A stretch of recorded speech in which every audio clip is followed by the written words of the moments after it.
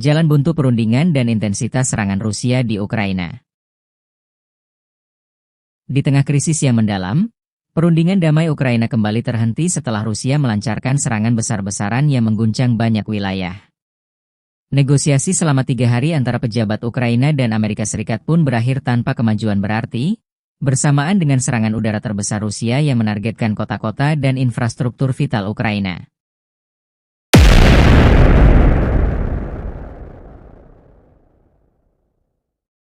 Presiden Ukraina, Volodymyr Zelensky, menyebut komunikasi dengan utusan AS, Steve Witkoff dan Jared Kushner, bersifat substansial dan penting. Namun, kedua pihak menegaskan, kemajuan nyata hanya akan dapat terwujud jika Moskwa benar-benar menunjukkan niatnya untuk berdamai. Perundingan yang berlangsung selama 3 hari di Florida itu melibatkan utusan Amerika Serikat, Steve Witkoff dan Jared Kushner. Kedua pihak berupaya mengkaji dan memetakan secara cermat syarat-syarat perdamaian, termasuk gencatan senjata dan isu krusial keamanan energi Ukraina. Pembahasan juga menyentuh upaya mengurangi risiko eskalasi serta proyek rekonstruksi pasca perang yang amat membutuhkan dukungan Amerika Serikat. Sayangnya, para delegasi menilai bahwa tanpa kesiapan Moskwa untuk sungguh-sungguh menahan operasi militernya, pembicaraan ini mustahil bisa bergerak ke tahap berikutnya.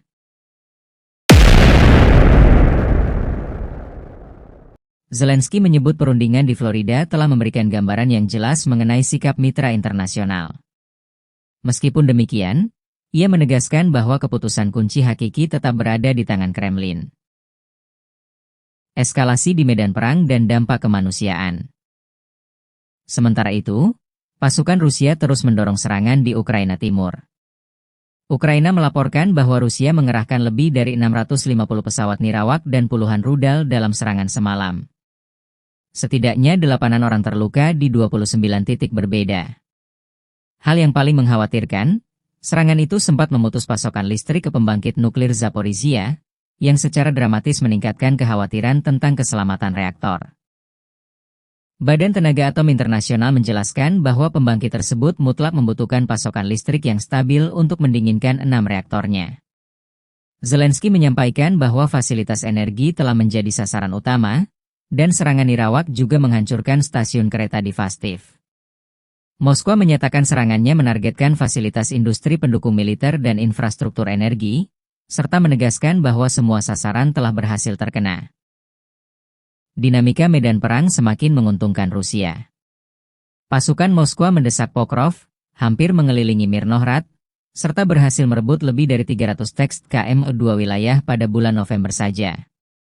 Kini, Rusia menguasai hampir seluruh Luhansk dan sebagian besar wilayah pantai hingga Kherson.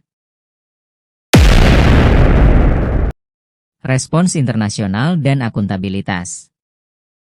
Di tengah kondisi yang kian memburuk ini, Presiden Prancis Emmanuel Macron, PM Inggris Rishi Sunak, dan Kanselir Jerman Olaf Scholz dijadwalkan bertemu Zelensky untuk mengevaluasi secara mendalam hasil negosiasi tersebut. Macron menyebut langkah Rusia sebagai jalur peningkatan tekanan dan menegaskan pentingnya menekan Rusia untuk sungguh-sungguh mendorong perdamaian. Perundingan di Miami ini menyusul pertemuan utusan Amerika Serikat dengan Presiden Vladimir Putin di Moskwa, yang juga berakhir tanpa kesepakatan nyata. Pernyataan bersama kembali menegaskan bahwa kemajuan menuju perdamaian akan sangat bergantung pada komitmen Rusia untuk pengurangan ketegangan jangka panjang. Sebagai catatan penting, Wakil Jaksa Pengadilan Kriminal Internasional menegaskan bahwa surat perintah penangkapan untuk Vladimir Putin atas dugaan pelanggaran berat tidak dapat dibatalkan lewat negosiasi. Penangguhan hanya bisa terjadi melalui Dewan Keamanan PBB. Ia menekankan bahwa akuntabilitas merupakan bagian krusial agar perdamaian dapat bertahan lama. Pada akhirnya, Presiden Rusia Vladimir Putin disebut telah memerintahkan pasukannya untuk siap menghadapi operasi musim dingin berkelanjutan. Perintah ini jelas menandakan bahwa belum ada sinyal pelunakan sikap teritorial dari Kremlin. Dengan demikian, bola perdamaian tampak masih jauh dari genggaman, dan dunia menantikan langkah nyata dari semua pihak yang bertikai.